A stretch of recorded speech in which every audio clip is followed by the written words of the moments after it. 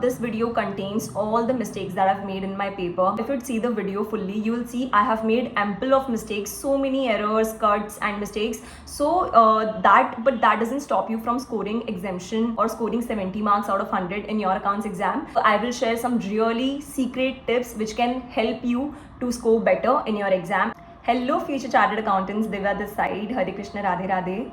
Today in this video, I have shared my RTI copies of subject accounts, and before moving further, I also want you to show my mark sheet. So this is my inter mark sheet, and also I want to show you my scoreboard of the accounts paper, that how many marks I got in particular questions. This video contains all the mistakes that I've made in my paper. If you'd see the video fully, you will see I have made ample of mistakes, so many errors, cuts and mistakes. So but that doesn't stop you from scoring exemption or scoring 70 marks out of 100 in your accounts exam. So consider watching the video fully, and I will share some really secret tips which can help you to score better in your exam, in your attempt. I'm also going to share with you the most important questions I felt in my May 2025 exam, so you can just practice them. It will take you hardly 30 minutes because mostly they are from ASs, so you'll be get along with it very nicely. So I'm going to tell you the questions throughout this video which are important as per me, so you can just practice them today itself. And I also want you guys to comment below Radhe Radhe, and also that you're going to clear your September 2025 examination with exemption in all the subjects. So initially we can see that the total marks and marks obtained, out of 70 marks of theory paper, I've scored 41.5 marks, and rest in MCQ I have scored 28.5 marks out of 30. I have attempted all the MCQs. Now let's discuss about the paper in detail, and also if you have a query regarding when should you do your MCQs, like in the beginning or in the middle or in the last. So I used to attempt in all the papers, not only in accounts. I have attempted MCQs in the last 1 hour of the paper. So now let's see the paper. As you can see, I've started with the first question itself. You can see the guts. I mean, actually, I was pretty sure about the question number 1, and this is one of the important question. I'm just going to attach the question here also, so you can see this question is something you can practice before appearing for tomorrow's exam as well. So, so this is the part 2, basically the theory part, and the question 1A, the first question and the first sub question I've attempted. And AS10 is a really important AS, so again you have to do it, so you can just solve this question. So it will be cherry on the cake for you. And if you think that the questions doesn't get repeated, so it usually gets repeated, because if they have asked this particular question from AS10 to us in the theory, they can ask you the same question in the MCQ part. So don't get free that if something has been asked in this previous attempt, so wouldn't be asked in your attempt. So here is the land acquisition cost wala table. You can see how many cuts and mistakes I've done in the paper, but still this is one of the nicest thing about ICAI, that my bad handwriting did not hinder my talent of writing the paper. Because if you have a bad handwriting, you don't need to worry, you can score very very nice marks. Just be more better at concepts. Then we have answer 1B, which it was investment decision ka question. See the working notes I've made.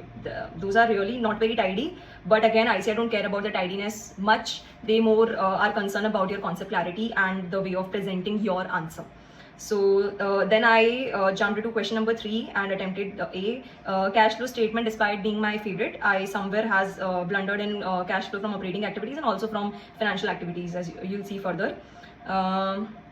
So yeah, it was basically a bit of, you have to just be very calm while solving all these questions. Yeah, and then you have to make the accounts properly. But here's one thing, you don't need to be very neat and clean about making your accounts, because see, I've not made any line and they have given me full marks where my accounts are proper and correct, so they don't care about the lines also. Then we have done answer number 3B. This is one of the important question. This one question I would also recommend you to do. This question is also in our module. It is very similar, it has been asked very similar to the module question. You see, you have to underline the important things in the answer, like the main answer, that is it correct or incorrect, the amount, the calculations you have to show, and everything. You have to be particular about your answer.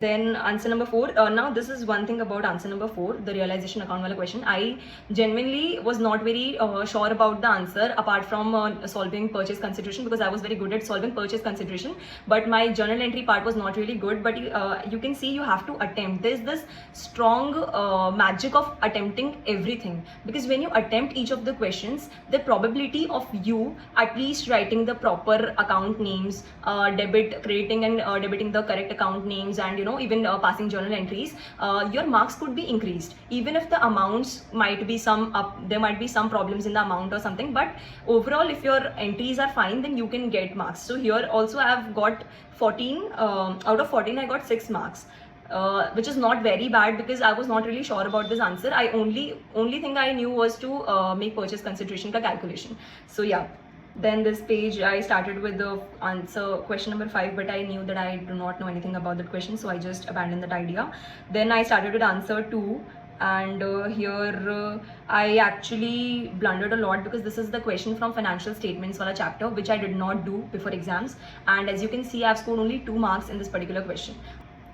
Question 2 did not had any sub questions. It was only a one question for 14 marks, and you can see I just only scored 2 marks in that, but I still feel good that I have at least scored 2 marks, because that would have took me from 68 to 70, and 70 sounds better than 68, of course. So yeah, and it's basically why I did not do this chapter, because I did not have enough time. I think you can understand that you should never underestimate the financial statements wala chapter. And then I went for section 6A. It was really good question.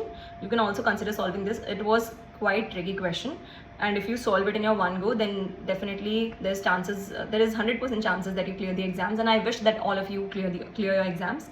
Then answer 2B, you see the ICAI ka pattern. They have asked question from law basically. There might be this concept somewhere in the accounts book, but for I think it was for 6 marks.